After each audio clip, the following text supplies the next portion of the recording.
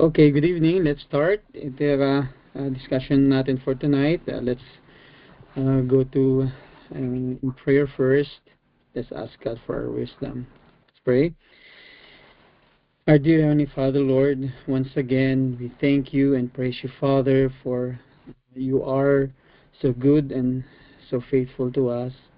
Lord, thank you for this time that you've given us once again. Thank you, Father, for your providence. Thank you, Father, for your grace that's all sufficient. Thank you, O Lord, for the salvation, our hope that's in our Lord Jesus Christ. And thank you, Father, for your Holy Spirit that's working in us. And Lord, continue to rebuke us and challenge us through these discussions. May you remind us, O Lord, that we are saved unto salvation, unto sanctification. Lord, we pray that you be glorified in this discussion tonight, and may all the things that will be done and be discussed be glorifying your name. All things we ask in Christ's precious name. Amen. Okay, i-share ko muna, AJ. Second. Okay. Okay. Sige, let's start. I'll bring out lang my screen here. Okay, sige. Set the timer. Okay. So good evening once again. Last time we discussed about in chapter 8, we discussed about the things that Moses gave up. If you could recall, in nibagak before that, starting chapter 8, we will be discussing the examples or the characters, biblical characters that God has given us to be able to pattern pattern from nyaman dagiti pagayatan ni Apo niya iti biag tayo. So last time we discussed about the things that Moses gave up. First is he gave up power and greatness. Second, he gave up pleasure. And third is he gave up riches. And then we also discussed what the things that he chose. Those are affliction, company of a despised people, and scorn and reproach. And we also discussed what caused him to do such things. And we know very well from Hebrews 11 that it is his faith that pushed him to do such things. And we also enumerated some of the practical lessons that we have gleaned from chapter 8. So tonight, we will move on to another Bible character. We will take on someone who is very well known. May bagak nga he's well known among nominal Christians. When I say nominal, among professing Christians. Pero it is almost a puzzle or a very strange story for serious believers, and that is Lot. Yeah, so before we get into his life, or before we get into our discussion for tonight, let's know first, or let's study first why or how did this study come about. So let's go to the scriptures. In Genesis chapter 19, verses 15 and 16, as morning dawn, this is the account of this is the account where there were two angels na nag-warn ni Lot that Yahweh will send in judgment toward the city of Sodom. And winar na kailangan nilang umalis the next day tapno saan da nga may sali iti dating nga judgment ni Apo. And ito yung isang tuloy ng account na yun. So verse 15, as morning dawned, ito na yung kinaumagahan. The angels urged Lot, saying, Up, take your wife and your 2 daughters who are here, lest you be swept away in the punishment of the city. And verse 16, dito tayo nga aglinger, dito tayo nga agstay, iti study tayo. Kuna na si verse 16, but he lingered. So the men seized him and his wife and his 2 daughters by the hand, the Lord being merciful to him, and they brought him out and set him outside the city. So, Lot lingered. So, anong big deal dito? Yeah, inya iti kaso na dito eh.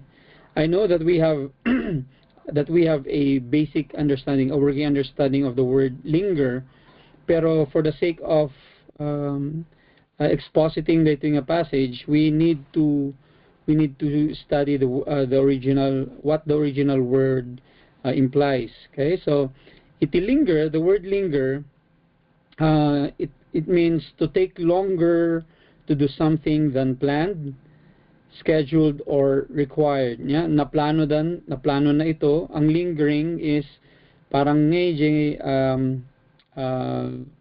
idildiling. Yeah?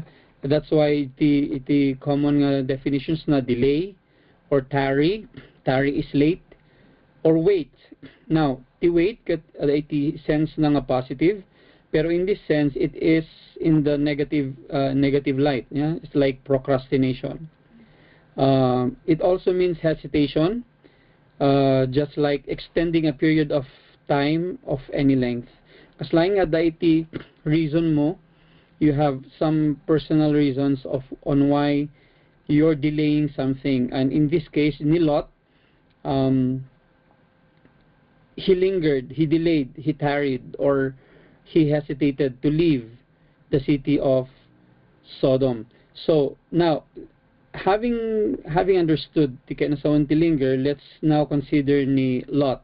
Okay? Let's now consider ni Lot. So, who is this man who lingered? Is tadyan tayo data. Grabe. He is the nephew of faithful Adam. I think sabi ko Abraham. Yeah. I think karamihan kanya tayo makaamo tayo daytoy. Yeah. Pamangkin ni Abraham daytoy. Pero he stayed with him. Yeah. Ni Lot nagstay ka ni Abraham. Next is, when did he linger? As I said, verse 16, that is the morning after nabagaan ni duwa nga men or duwa nga angels, angels of wrath, they have to leave the city of Sodom. So he lingered on the very morning Sodom was to be destroyed. Now, where did he linger? He lingered within the walls of Sodom itself. Nasa loob pa sila ng city of Sodom. Doon siya naglinger. Now, before whom did he linger? Kanino niya pinakita yung lingering niya? He lingered under the eyes of the 2 angels who were sent to bring him out of the city. Now, what is the significance ng mga questions na to? Because these important facts about the lingering of Lot, of course, with the help of some passages tonight, will guide us in our study for our discussion for tonight. I know that this chapter had been, for me personally, had been very impactful ever since we studied this in our D-Lab, Discipleship Lab, Ititea. And this chapter actually triggered me to start this discussion about the book of Holiness ni J.C. Ryle. And I pray that it will benefit all of us tonight, benefit your soul as well as much as it benefited me. Yeah, so sabi ko mata adu itim adal dito for tonight. So in moving this discussion, therefore, we will answer 4 questions. Umuna is, what was Lot? Okay? Hanyo ko na nga tao ni Lot. Answer di mamdama. Apay nga kasi question na haan nga who was Lot. What was Lot? Okay? The original question na what Lot was himself. The next cut, what does the text tell us of him? Yeah, or what the text already quoted tells of him. Next is, what reasons may account for his lingering, or anya iti rason na no apay nga naglinger ni Sona. And the fourth one is, what kind of fruit his lingering brought forth, or ano ang kinalabasan, ano ang result nung kanyang lingering. So let's take the first question agad. Let's tackle the first question agad. What was Lot? The answer is, he was a true believer. You know, we need to start with this important point because nohan tayo nga i-discuss daytoy, it will give the impression on us that Lot was not a believer at all. Yeah? We need to establish first that Lot was a believer. So, when we say, what was Lot, if he were to live today, what kind of Christian he could have been? Yeah. So as I said, he was a true believer. He is a converted person, a real child of God, a justified soul, a righteous man. He experienced God's grace. He had hope in salvation. He had hope of salvation. He was also a traveler in the narrow way that leads to life. Lot was called just and righteous.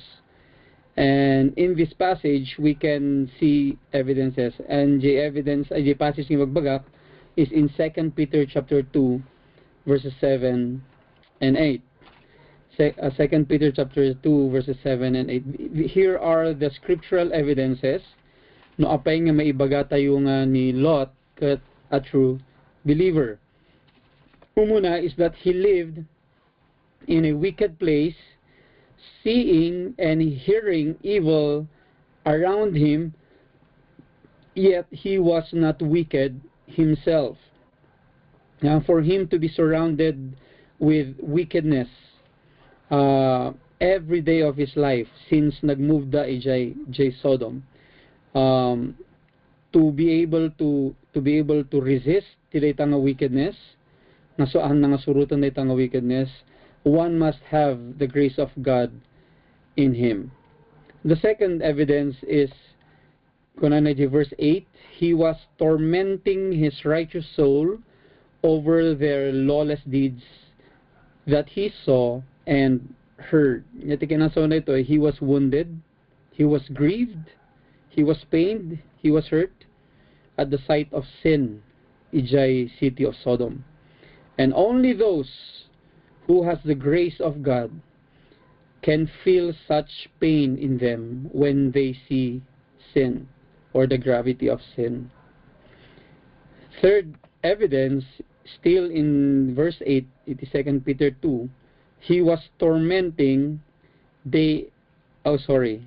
ang kung na-edit day i-copy nyo, i-correct ko na lang niya. Third is he was tormenting day after day with the wickedness he saw. So litak the third, he was tormenting day after day with the wickedness he saw. He did not become indifferent or lukewarm iti basol or to wickedness nga makikita na. Unlike some or most of professing Christians today, kadwan iti Christians today, they might be shocked or even be surprised no makakita dati may sanga tao nga aramid iti may sanga basol or one form of evil or wickedness, pero eventually or they end up becoming used to them and eventually won't even have any effects on them. This once again dayto nga effect iti sin ken ni Lot is a great indication of the reality of grace in him. So we can say truly with confidence, uh, in reference to 2 Peter chapter 2, that Lot was a just and righteous man. So our next point for tonight is, next question na kailangan natin answering tonight is, what does the text tell us of him? And when we say text, that text being Genesis chapter 19. In general daytoy ha, ngaman tayo nga laan yung buong chapter iti verse 19. So, inya iti tuktukoy na or inya iti ibagbaga iti Genesis chapter 19 regarding Lot, especially in the verse that we read. It is that he what? He lingered. He lingered.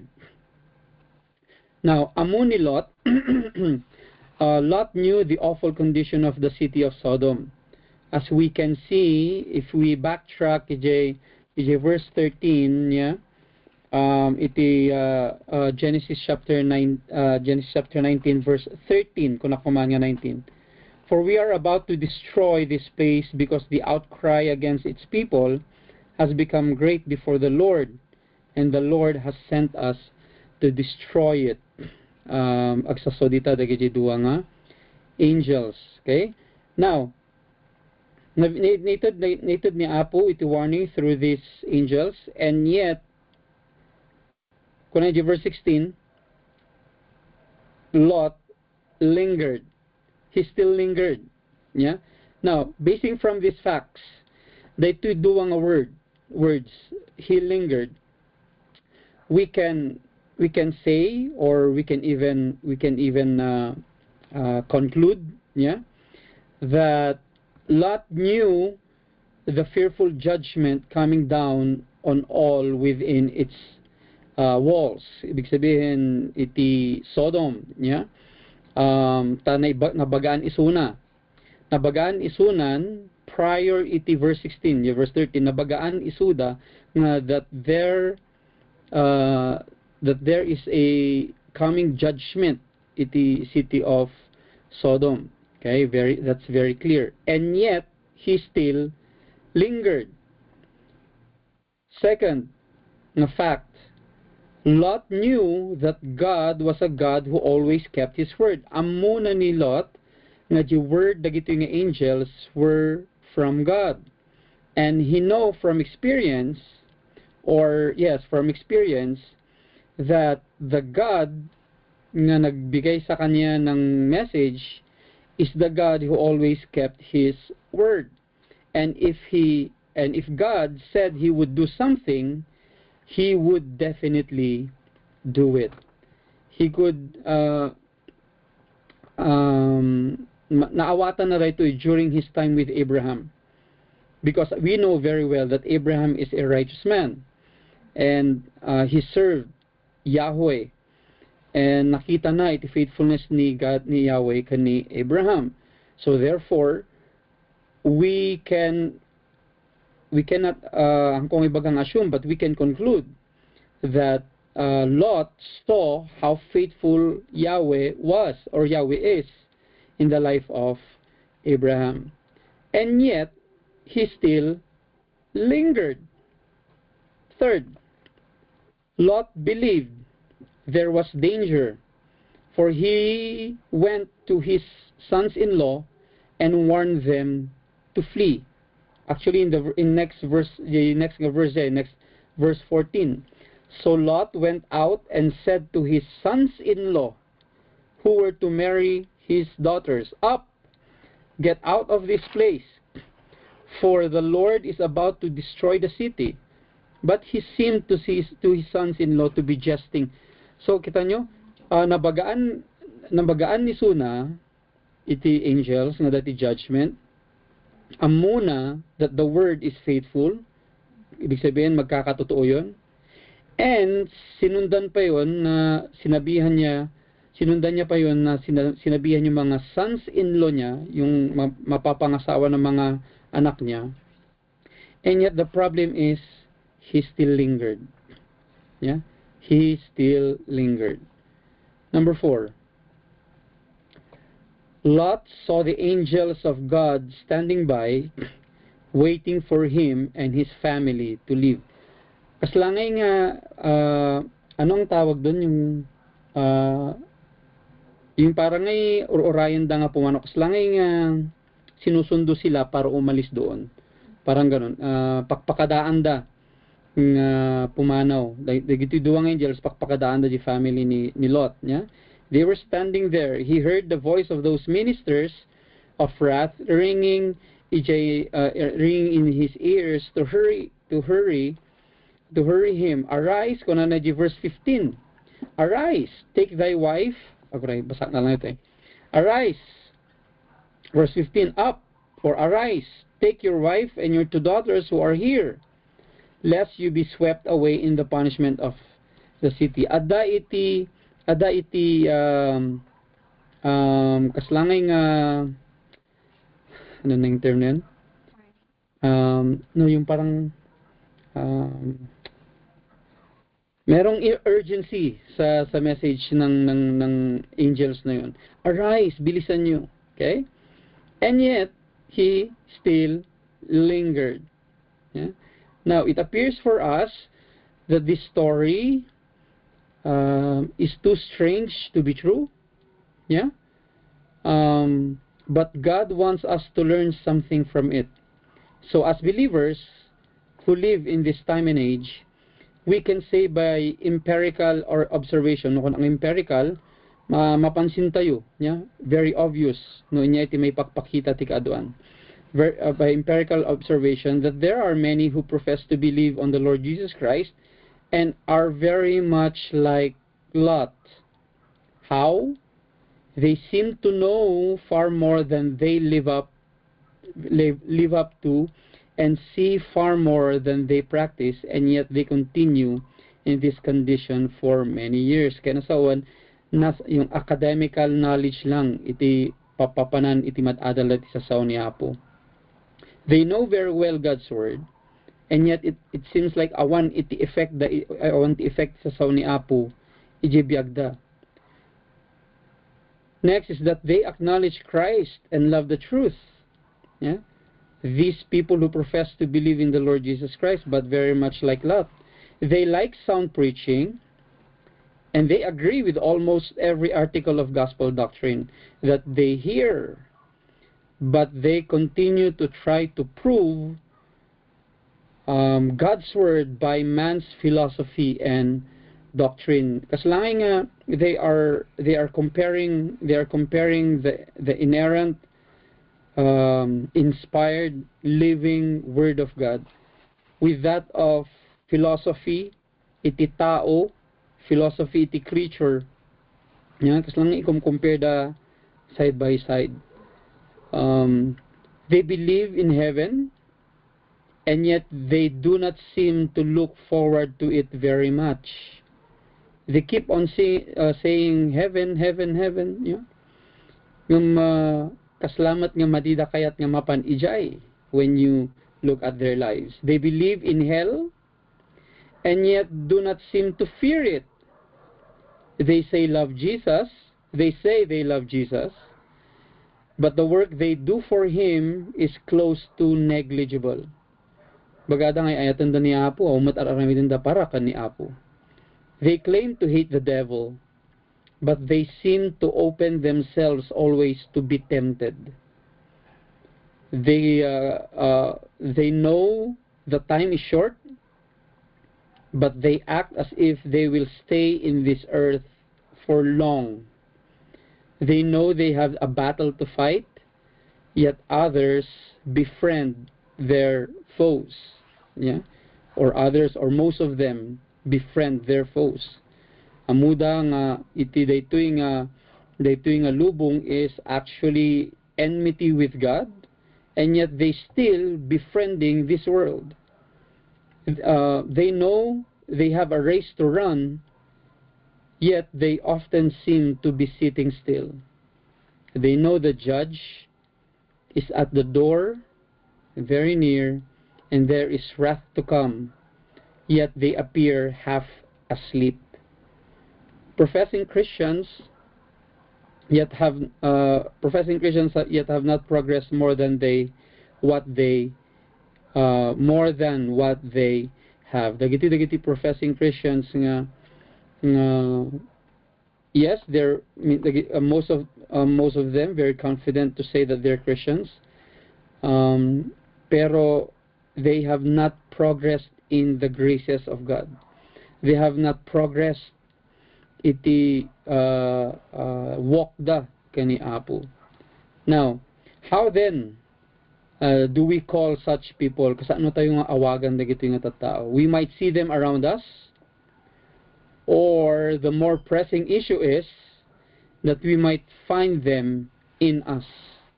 Baka dito nga people nga bagbaga tayo kat they are one of us. So how do we call them? These are the ones who get the notion into their minds that it is impossible for all believers to be so to be so very to be so very to be very kuna no notes kayo pili kayo na lata iti ka iti adjective dita. So these are the ones who get the notion into their minds that it is impossible for all believers to be very holy and very spiritual. Dagiti Kristiyano nga kunanay kat imposible kanu nga grow tayo in holiness. They admit true holiness is a beautiful thing, but they do not think that all Christians are meant to aim at so high a standard. What a notion. Next, how do we call these professing Christians? These are the ones who get into their heads false ideas of love, as they call it. In order for them not to be called intolerant or narrow-minded, they run so fast to the opposite side, to the opposite extreme, and even manipulating the scriptures in order that they would be able to agree, or they would be pleasing and agreeable to everyone. Yeah, and the problem is, yes, they are pleasing and agreeable to everyone, but they are not pleasing and agreeable to God.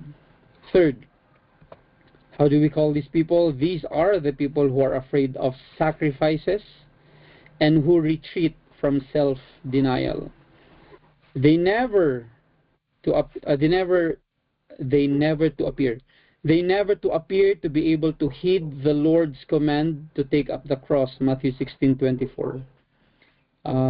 Madida kayat nga i-carry the cross, kuno nga po tayo sa Kristo, cut off the right hand and pluck out the right eye, kuno Matthew, Sermon on the Mount.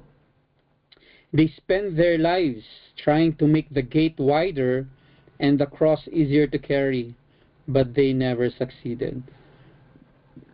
They try to find ways, loopholes kuna tayo nya. Dagiti commandments ni Apo isu lang aramidan da. Yeah, to prove what they're doing is justifiable in the scriptures. Pero that will never succeed. Next is that these are the people who are always trying to remain in the world. Kaya nga they know heaven, kaya't da nga mapan ije heaven, what they want when they reach heaven is yung mga bagay din na kung ano ang ini-enjoy nila dito sa mundo. Yun ang gusto nilang makita doon. Yeah? Rainbows and unicorns, candies and cakes, kunada niya, isuti kaya da nga makita ije langit, which shows na sa balit intention da iti heaven. These are always trying to be, they always have an excuse for becoming unequally yoked with unbelievers. Okay? And the fifth, these are the people who cannot find it in their hearts to quarrel with their troubling sin. whether it is laziness, idleness, anger, pride, lust, selfishness, impatience, or whatever else it may be. Yeah?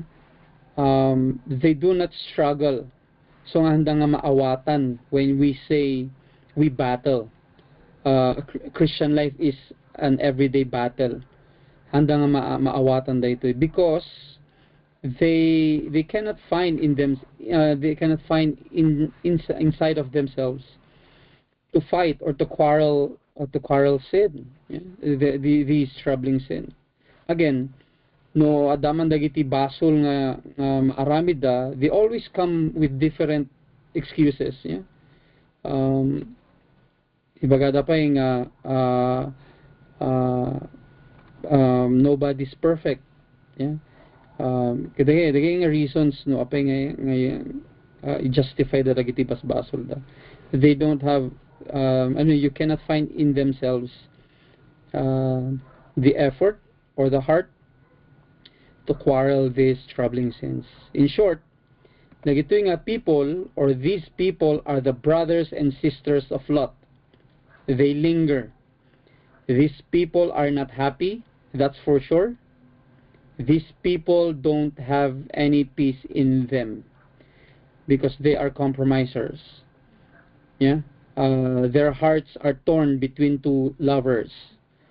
They cannot decide for themselves whether they serve manna or serve God. Okay, these people are the brothers and sisters of Lot. Now, anya iti reasons ni Lot for lingering. What are Lot's reasons for lingering? First is that Lot made a wrong choice early in his life. How so? Yeah. Let's review a bit. There was a time when Abraham and Lot lived together.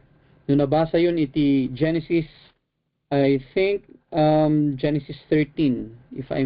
Yes, Genesis 13. Natay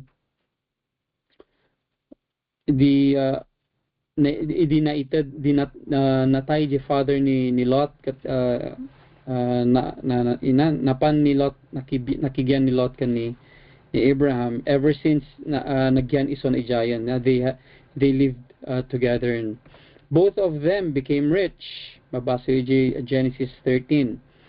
And then in Genesis 13:9, pinagpili ni Abraham ni Lot noon niya iti dagang kayat na nga pilion. Dagang kayat na nga pagsettlean, pagyanan. And here comes jay wrong choice ni Lot. He chose the plains of Jordan near Sodom. You can read that in Genesis chapter 13 verse 10. Apay nga isu iti pinili na because the plains of Jordan or the valley of Jordan, it was a fertile, rich, and well-watered land. Kanang saon nga it is good for his cattle, his animals nga paggrazean ijay. Nga Genesis chapter 13 verse 10. This is the main reason no apay nga pinili ni Sodom, pinili ni Lot iti valley of Jordan. Now, daytoy nga land is very near Sodom. Yeah? It is very near to Sodom. Ngam iti problema, it did not matter kani Lot. Even though he might have an idea that the people of Sodom were very wicked and they would become his neighbors. Yeah, amuna nga nadadakas ita tao iti Sodom, and yet pinili na latta deji daganga deji nga pagyanan. Yeah, this didn't bother him at all. So Lot chose by sight and not by faith. That's the first reason ni Lot no apay nga naglinger isona. The second reason is Lot joined when there was no reason for him to do so. Nga ito nga joined. He joined sinners. He joined Sodom. meaning. Yeah? So i-trace tayo dito yung sa nang inaramid. Umuna is that he pitched the intada ni Abraham kanya na jay Valley of Jordan. He pitched his tents toward Sodom. Nakasango ijay Sodom. Yeah, mabasa rito di Genesis chapter 13 verse 12. Then, nituloy-tuloy yung basaan data, we find him actually living in Sodom itself. Yeah? Kuna na di Genesis 14:12, he dwelt in Sodom. The word nga dwelt kat abode, he made abode. Isla imunag isunan. Kaya nasawan, from pitching his tent ije Valley of Jordan, looking nakasango ije Sodom, it's as if kaslay pagbaga na kaslang may ngapan ije Sodom. Yeah? And awan iti timeline nga nimbaga dito nya siguro after some time ngay ket adajay isunan chapter 14 adajay isunan ije uneg iti city of Sodom. So he had forsaken the country, which is the Jordan Valley, forsaken the country and occupied a house in the very streets of that wicked town. Now, awan tinibaga kanya tayo, there was no reason presented in the scriptures kung bakit siya lumipat. We can only speculate. Maybe, yung asawa na, he liked Sodom better because adadagiti tao, because of society. Now, later on, in the next chapter, chapter 10, and I hope maka-attend kayo naman because i-discuss tayo is Lot's wife. Because Lot's wife, later on, ma-discuss tayo, was never a believer herself. Okay?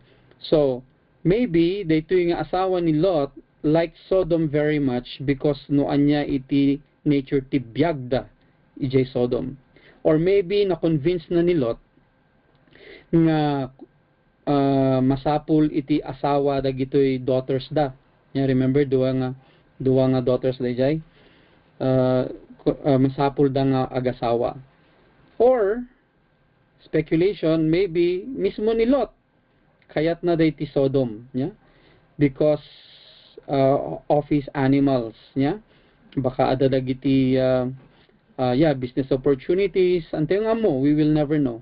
We can only speculate. Awan iti reasons kaya na-present kanya tayo dito scriptures. So, but one thing is very clear kanya tayo, Lot dwelt in Sodom without any good reason. Awan iti rason na, no apay nga mapan ko maiso na iti Sodom. Okay? Ngam napan lata ni Sodom. Ay, napan niso na lata ijay Sodom. So if a professing believer does these things, meaning dagiti duwa nga reasons no apay nga naglinger ni Lot, we should never be surprised if we eventually see or hear of any unfavorable accounts about iti Christian life na or about iti soul na. So what then should be our consideration in light of these things that we've learned? If we ever want to be safe from lingering, let's beware of ourselves of needless mingling with worldly people. Let's beware. Yeah? If it's not nohan nga masapul nga antayong masapul nga makimingle iti worldly people, hangkan nga makimingle. Let's beware of Lot's choice. And dagito nga upat itid ko nga next upat nga strong reminders na gapukan ni J.C. Ryle. These are the 4 reminders nga nang challenge nga talaga iti panunod ko kanti iti puso. So I will share it to you and I will read them. Yeah? You can read it yourself also dita computers you. So muna, remember this in choosing a place to live or a residence. It is not enough that the house is comfortable, the situation good, the air fine, the neighborhood pleasant, the rent or price low, and the living cheap. There are other things still to be considered. You must think of your immortal soul? This is the most important. Will the house you think of help you toward heaven or hell? Is the gospel preached nearby? Is Christ crucified within reach of your door? Is there a real man of God near you who will watch over your soul? I urge you, if you love life, not to overlook this. Beware of Lot's choice. Second, remember this in choosing a job, career, or profession in life.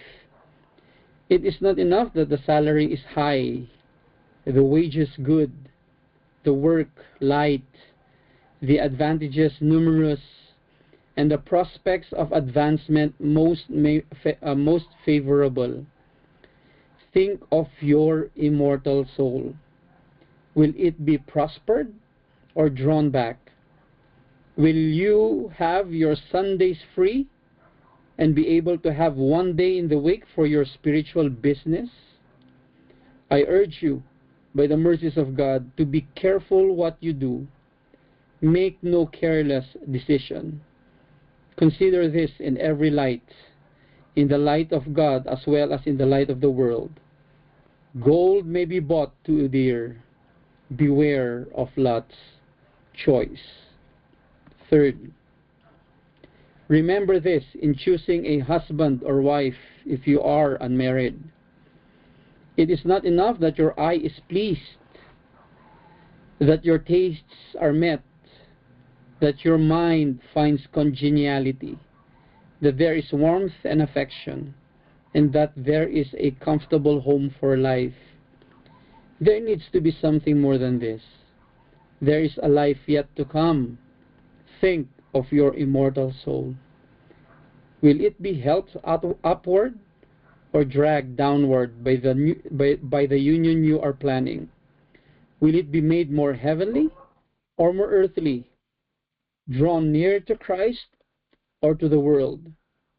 Will the Christianity in your soul grow stronger or will it decay? I ask you, by all your hopes of glory, allow this to enter into your calculations.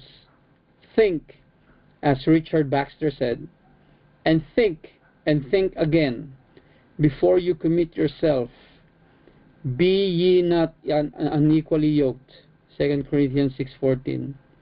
Matrimony is nowhere named among the means of conversion. Remember Lot's choice. Fourth, remember this if you ever offered a good position in your career. It is not enough to have good pay and regular employment. The confidence of your employer and the best chance of advancing in your company. These things are very good in their way, but they are not everything. How will your soul fare in your work at a company that makes you work on Sundays? What day in the week will you have for God and eternity? What opportunities will you have for hearing the gospel preached? I solemnly warn you to consider this. It will profit you nothing to fill your bank account if you bring leanness and poverty to your soul. Beware of trading the Lord's day for the sake of advancement in a career. Remember Esau's mess of pottage. Beware of Lot's choice. So 4 challenges, some specific, very specific, pero these are these four shows the principles na masapol to yung i-consider when uh, uh, considering or looking for oh wait um, looking for such things nga na-mention dito eh. So our wait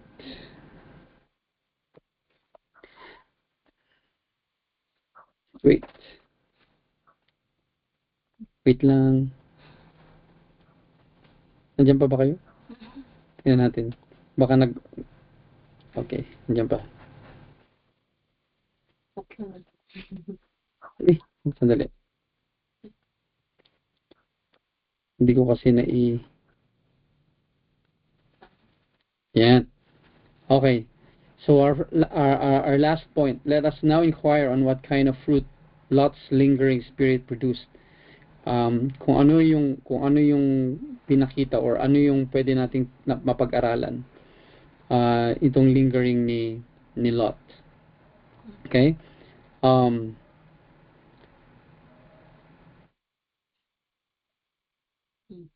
After all, dapat hindi pa nakalabas yan. Pero anyway, silabas ko lang dyan. This point is very important, the last point, because there are a good number of professing Christians these days that say, ito, after all, Lot was saved.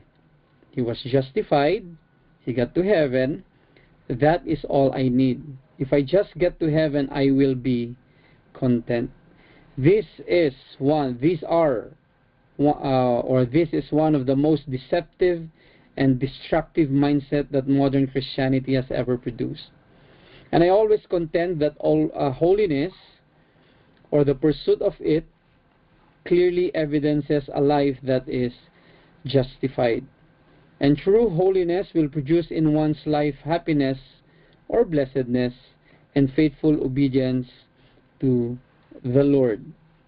Aduti tatawa kasi or professing Christians, wala na silang pakialam sa sanctification, kasi sabi nila saved din naman lang daw sila. So if professing believers then linger, they should not expect to be very saintly or Christ-like in their living and enjoy much comfort and peace in believing. There is a big question mark if someone says nga, okay na ako, na-save na ako, hindi ko na kailangan yung mga ibang bagay pa, magbasa ng Biblia or mag-pray pa or mag-attend pa ng mga public races pa. No, that's wrong. Yeah, one of the most deceptive things. It even indicates to me na yung tao na yun ay probably hindi talaga siya saved. So let's go to the fruit or to yung mga products na pwede nating pag-aralan out of this lingering. So una is Lot did no good among the inhabitants of Sodom. He probably lived in Sodom many years. Yeah, anto yung mo, we are not told. No doubt he had many opportunities to speak about the things of God. And he did not try to turn souls away from sin. Walang effort. Yeah.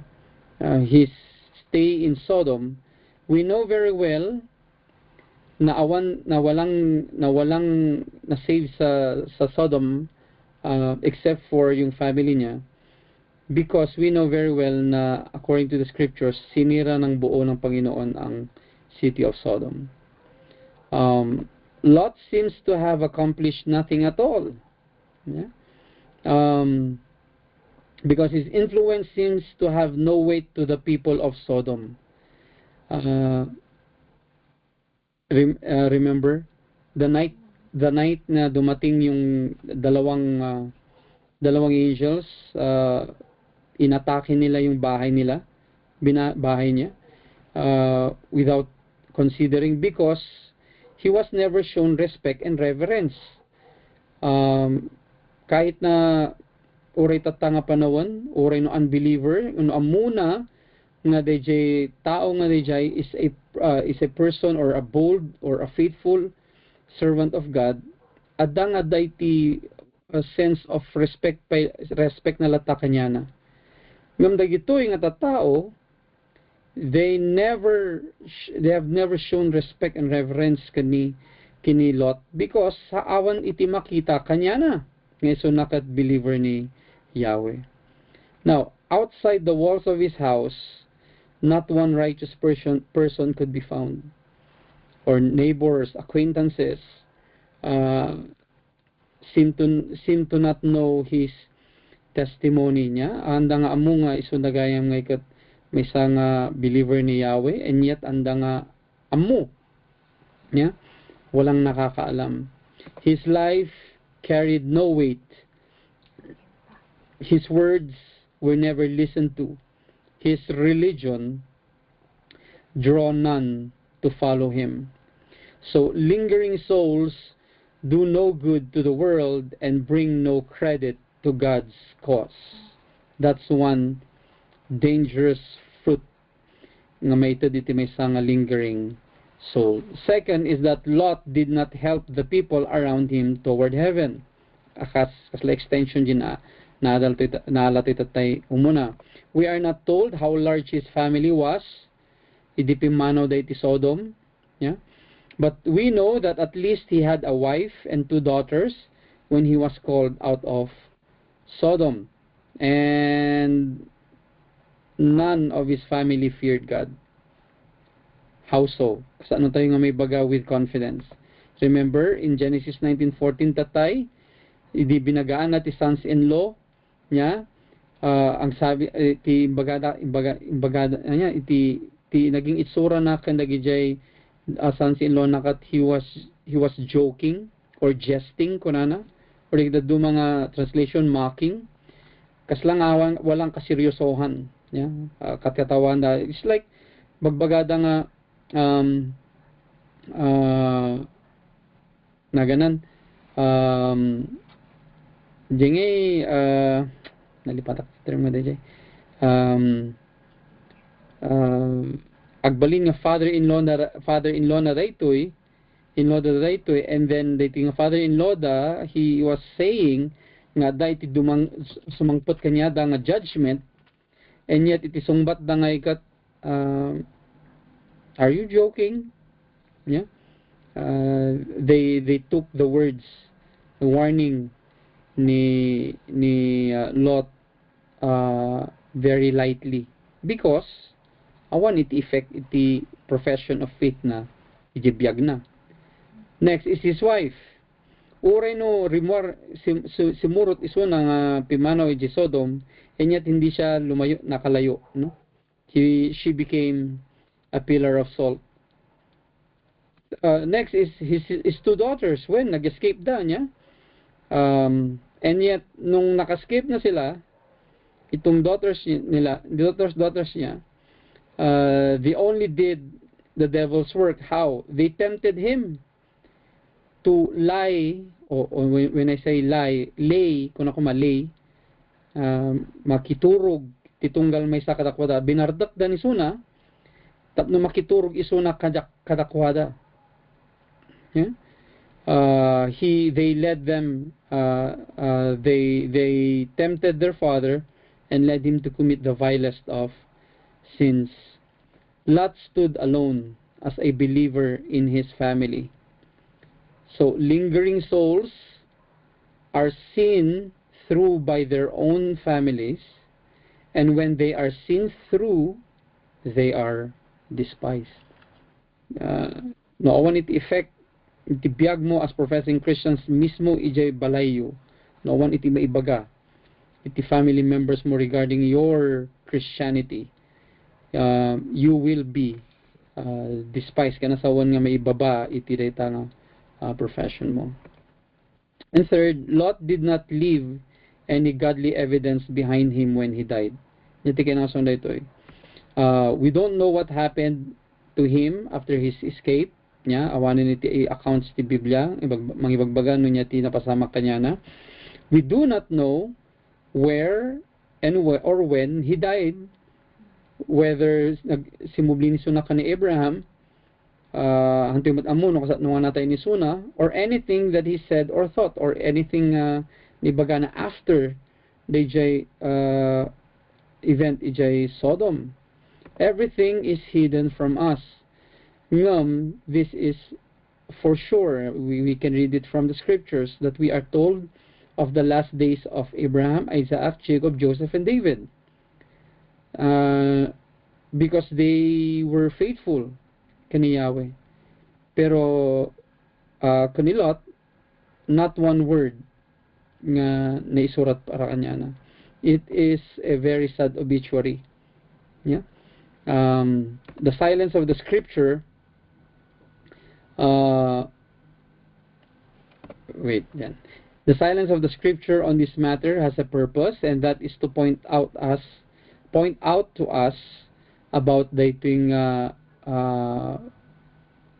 sinful nga inaramid na, which was to linger. So if we were not told in the New Testament, especially in Second Peter, that he was just and righteous, we might have considered him one of the wicked people. Yeah? So lingering souls will generally reap what they sow. They have little peace at the end. They reach heaven, but they reach it in sad difficulty, weary and tired, in weakness and tears, in darkness and storm. As in 1 Corinthians chapter 3 verse 15, kunana, they are saved, yet so as by fire. So, what is the challenge and rebuke at hand? According to Romans 12:1, I appeal to you therefore, brothers, by the mercies of God, to present your bodies as a living sacrifice, holy and acceptable to God, which is your spiritual worship. Offering our bodies, when we say bodies, the totality of our being, requires it as a living sacrifice, meaning we consider and do self-denial and carrying the cross. This body must also be holy,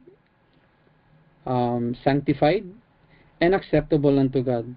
So less than the kita nga na-describe ni Apostle Paul in Romans 12, less than that, kasi the description ti bodies tayo, it is reprehensible in the sight of the most holy God. And the way we do this, and the way we do it is in Galatians 5:25. If we live by the Spirit, let us also keep in step with the Spirit. If we have the Holy Spirit, no, agnanaed the Holy Spirit kinyato, it must follow that we should also walk in the Spirit. Now, last words of warning. Sabay ito yung i-close today ito yung study tayo. We live in a day when a religion full of lot-like lingerers abounds. The stream of people professing to be Christians is far broader than it once was, but it is far less deep in many places. A certain kind of Christianity is almost fashionable now, that kind which do not value the supremacy of Christ, that kind which consider the scriptures of lesser value, that kind where it cannot be distinguished any longer from the world. So Christians, brethren, do you want to know what the times demand? Then do not linger. Do you want to be found ready for Christ at His second appearing, with your loins girded, your lamp burning, and yourself bold and prepared to meet Him? Then do not linger. Do you want to enjoy much sensible comfort in your Christianity, to feel the witness of the Spirit within you, to know whom you have believed, and not to be a gloomy, complaining, sour, downcast, and melancholy Christian? Then do not linger. Would you like to enjoy strong assurance of your own salvation in the day of sickness and on your deathbed? Then do not linger. Do you desire to leave much evidence of your true Christianity behind you when you are gone? Then do not linger. Do you want to be useful to the world in your day and generation? Then do not linger. Do you desire to help your children and relatives toward heaven and have them say, "We want to go with you"? Then do not linger. Would you like a great crown in the day of Christ's appearing, not to be the least and smallest star in glory, and not find yourself the last and lowest in the kingdom of God? Then do not linger.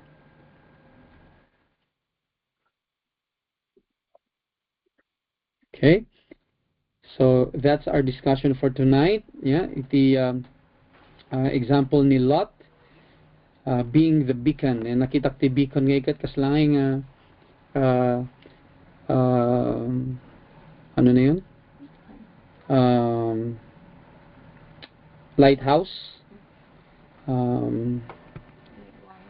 Parang you can look at it and you can it can guide you, pero guide itong buhay ni Lot is a very good example. Okay, any questions?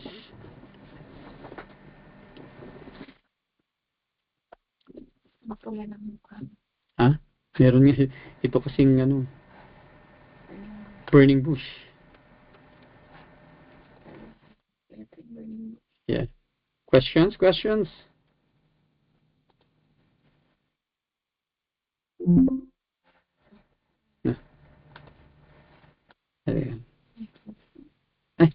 Okay. Awan, I want to questions you.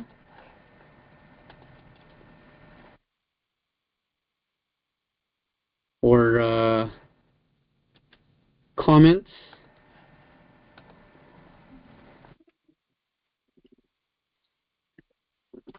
Di ko lang siguro, Jay, na-mention about Lot nga, actually ni Abraham, iniyaban ni Apo Diyos iso na pumanaw, ije ayanda, tapno mapan ije Kanaan, the promised land. Kadwanan ni Lot, ije. Sumot. Tapos, tinaging problema, na-mention mo dati kat, di natay ni tatang na. When? Kitam genealogy. When? Ada iti naibaga naibaga jay genealogy nga goray. Ada yung gaminan eh.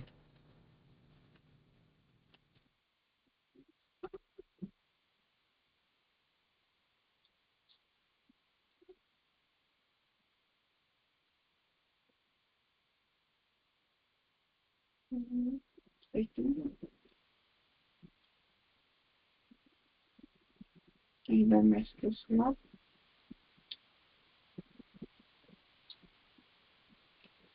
Isan mo?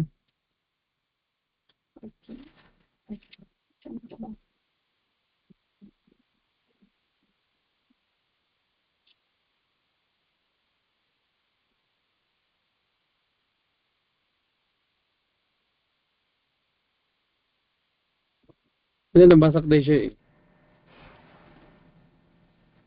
Lot, kasi ti ko, istorya na, Lot traveled with Abram through Canaan and into Egypt. Actually, already napan na dyan Egypt. Since pimanaw ni Abram ijay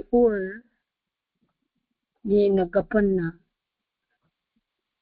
Kimadwan iso na kanila kani Abram. Kani Abram pa lang hindi. Tapos iti may isang rason na nga pinagpili ni Abraham iso na idi. Kapo jay dumakdaktol nga kwada. Nga herds and the animals na iso nga mas pinili ni pag kami nagay servants dan nagay shepherds dan nga mang alaga. So nga ko na ni Abram pinapili na, well na-mention mo diyan nga pinili na jay mas napinpintas ti itsura jay Jordan, which na asidag jay Sodom. Well, iti point na gamit the discussion tayo for tonight was jay naganan jay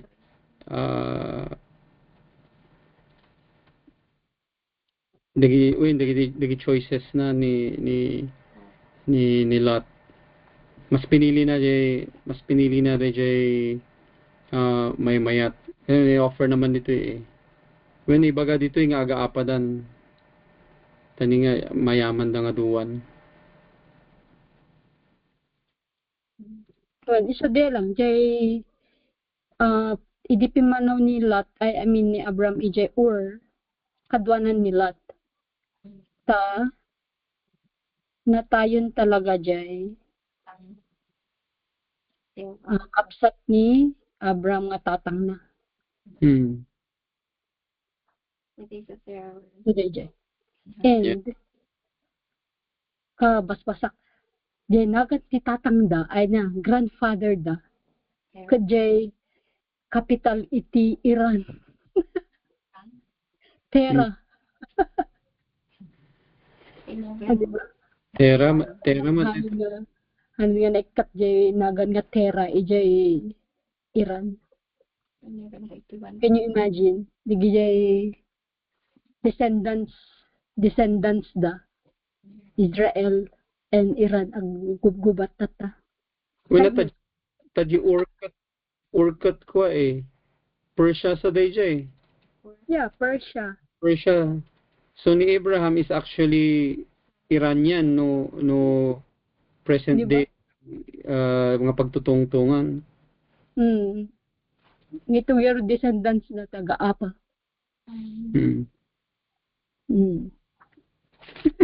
Kailan na tatanda Abram kaniharan nagkabsat. Niharan ti tatang nila. Tera. Jadi capital Tikwa, Iran. Wala nga, kabasbasak lang. Okay.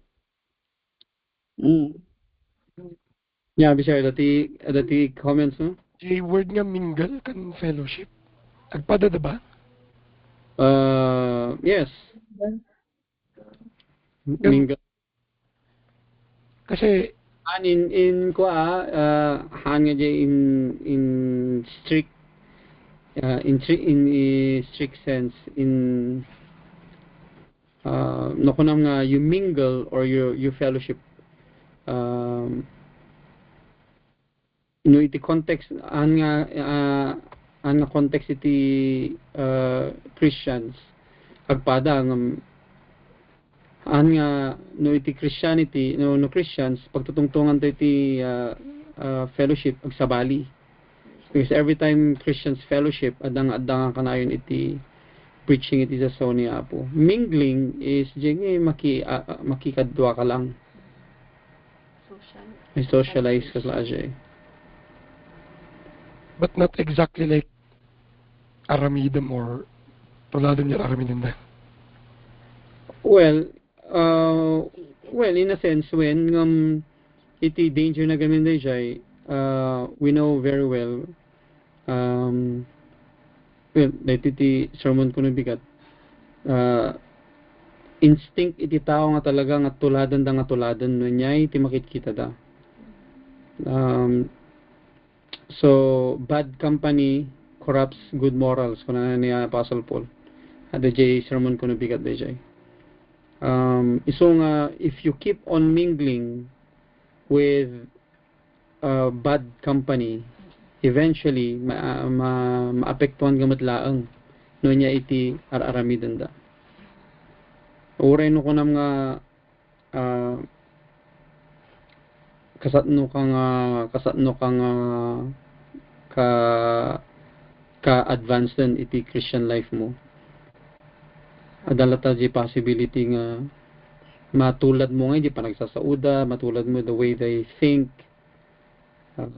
kasla so nga ag-permeate matlata da mag-permeate da influence da unconsciously so ti ka na yung warning ti sa Sony Apo so world mingling kat may padati ka sa saturation. Mat? Kasi di ba eventually ganun so in the long run hangyo di apag tato lang sa kasi So, masasaturate di, kumbaga di, Ah, attitude mo towards the group. J exposure mo, the longer nga ma-expose ka, sila nga masasaturate. Ayun. In a sense, when no mo nga sardangan day jay, panaki mingle more panaki kadwam, eventually agkamat lang day jay, it will take its toll kanyang. So nga na ganun, very dangerous digiti dumang may bagbaga nga iti kano, in order for us to evangelize kat, we have to be one with the ones that we are evangelizing. Kasla din naramid ni Apostle Paul din baga na nga, I became Gentile to the Gentiles and Jew to the Jews. The explanation da nga kat no kanyo tar aramidan na DJ evangelize mo, sumat aramidam ka no, and that's dangerous. Very very dangerous president DJ nga ibagam nga tuladom nunya tar aramidan da. Kasi inya nga iti message mo iti change when no sanctification. Iti target mo nga ikat tultuladom mat der aramidan da. So one of the things nga may sursuro ti adu actually tata. May sursuro di kasta nga manner of evangelism. Hanggang nga naganan because very rampant. Nakikisama.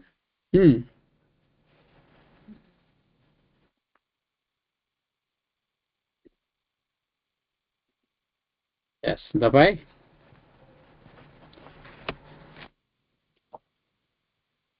So better na lang to avoid. Yes. So, Beware, sabi niya. You can mingle still konti na while. if it's kailangan. Pero kung makikimingle ka lang din lang pero para yung kasla nga socialize lang, giging istoryaan kasi Hindi siya. haan nga ada pa jay baga dito book ni dito nga chapter in baga ni J. Cyril nga sa Bali iti true Christians use their time differently from the world. That is one nga mangi identify iti may nga Kristiyano. So stewardship iti oras is very wise. Karag iti pudno nga namati kaniya, which is my sermon bukas. Yeah. Okay. O sige, ag-picture tayo nga rod. Let's picturize. Sandali. Paano na nga-edit dito? Okay. Okay, ready? Oh, smile! Samuel! Smile. Saba. Nawala ka na. Gore. Paano na? Sandali. Ready. Wait lang. Relax mo na. Ay, sandali. Iba, sa baliti. Ni? Gore. Saba, ready? Wait. 1, 2, 2, 3. 3. Okay. Kitang tayo manan, baka. Baka. Dapat in picture mo di one. Nagore. Agkuangay gamin, alala ako, J. Meron. Ito yun. Nakangiti ba tayo? Feedback bang? Jay. Hanmat. Ano naka-loudspeaker di computer ko ya? Hanmat. Ay! Nakita yung two front teeth ni Samuel. I-send mo dun sa Sige, kararagte pa sakbay tayo nagsalda. Okay, let's pray.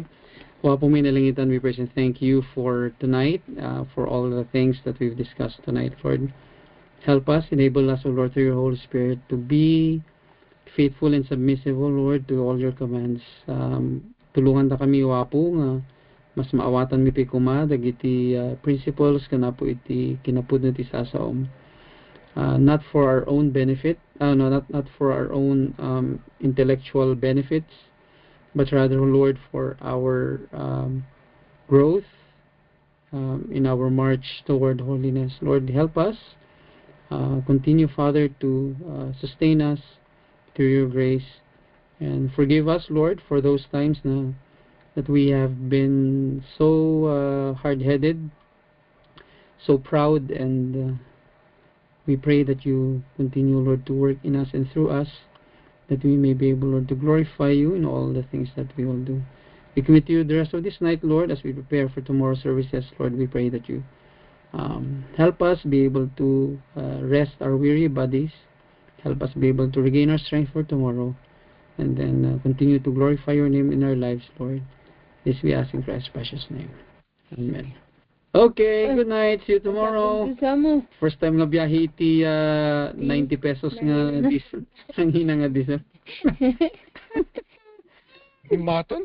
When padasan tayo pa yung agbiyahe ti kasi kang hina. 100 per liter na dito sa Bacolod. Yeah, 100 liter na. Okay. Sige nga Rod, good night. See you tomorrow. Tama, where are you?